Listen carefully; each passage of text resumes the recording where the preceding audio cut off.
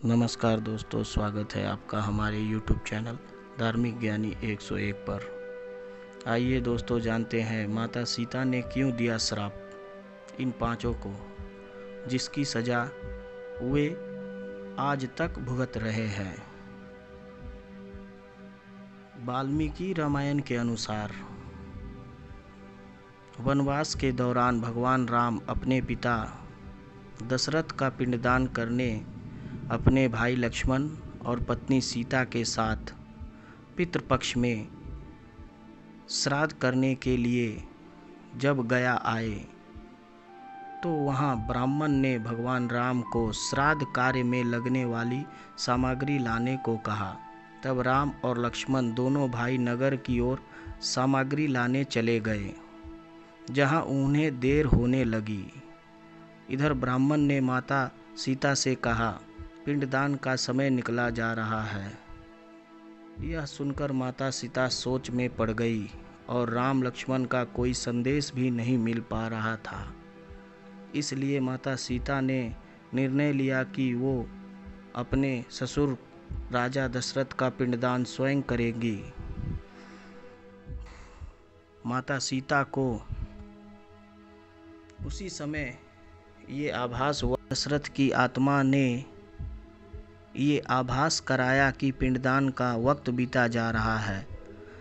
तब उन्होंने फल्गु नदी के साथ वट वृक्ष, कौवा, तुलसी, ब्राह्मण व गाय को साक्षी मानकर स्वर्गवासी राजा दशरथ का पिंडदान कर दिया। दशरथ से हाथ जोड़कर प्रार्थना की तो राजा दशरथ ने पिंडदान स्वीकार कर लिया। इसके बाद उनके मन में संदेह हुआ कि प्रभु श्री राम इस बात को नहीं मानेंगे, क्योंकि पिंडदान तो पुत्र के बिना हो ही नहीं सकता। थोड़ी देर बाद भगवान राम और लक्ष्मण सामग्री लेकर आए और पिंडदान के विषय में पूछा। तब माता सीता ने कहा, पिंडदान का मुहूर्त निकला जा रहा था, इसलिए उन्होंने स्वयं पिंडदान कर दिया। प्रभु श्री राम को इस बात पर विश्वास नहीं हुआ कि बिना पुत्र व बिना सामग्री के पिंडदान कैसे हो सकता है। इसके बाद माता सीता ने फल्गु नदी, तुलसी, कौवा, गाय, ब्राह्मण व वट वृक्ष से श्राद्ध क्रम के गवाह होने की बात कही। तब भगवान राम ने इन सब से श्राद्ध क्रम की बात पूछी तो केवल वट वृक्ष को छोड़कर सभी ने भगवान राम के क्रोध को देखकर झूठ बोल दिया। तब माता सीता ने क्रोध में आकर फल्गु नदी, गाय, तुलसी, कौवा और ब्राह्मण को श्राप दे दिया। फल्गु नदी को श्राप मिला। फल्गु नदी को श्राप मिला कि वह सिर्फ नाम की नदी रहेगी, उसमें कभी पानी नहीं रहेगा, जिस कारण फल्गु नदी आज भी गया में सूखी है।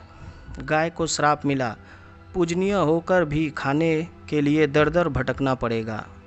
माता सीता ने ब्राह्मण को श्राप दिया कि ब्राह्मण कभी संतुष्ट नहीं हो सकता, चाहे कितना भी दान दक्षिणा मिले। तुलसी को श्राप दिया कि वह गया की मिट्टी में कभी उग नहीं सकती। ये आज भी सत्य है कि गया की मिट्टी में तुलसी नहीं फलती। और कौवे को श्राप मिला कि वह हमेशा लड़ झगड़ कर ही खाना खाने को मिलेगा। कौवा आज भी अकेले खाना नहीं खा सकता। माता सीता ने इन पांचों को श्राप दिया और सत्य वचन बोलने के लिए वट वृक्ष को आशीर्वाद दिया कि वट वृक्ष लंबी आयु प्राप्त करेगा, वह दूसरों को छाया दे और पतिव्रता स्त्री उनका स्मरण करके अपने पति की दीर्घायु की कामना करेंगी और हमेशा पूजनीय रहेगा। दोस्तों, हमारे द्वारा दी गई जानकारी आपको कैसी लगी? अगर अच्छी लगी तो चैनल को लाइक और सब्सक्राइब करें। बहुत बहुत धन्यवाद।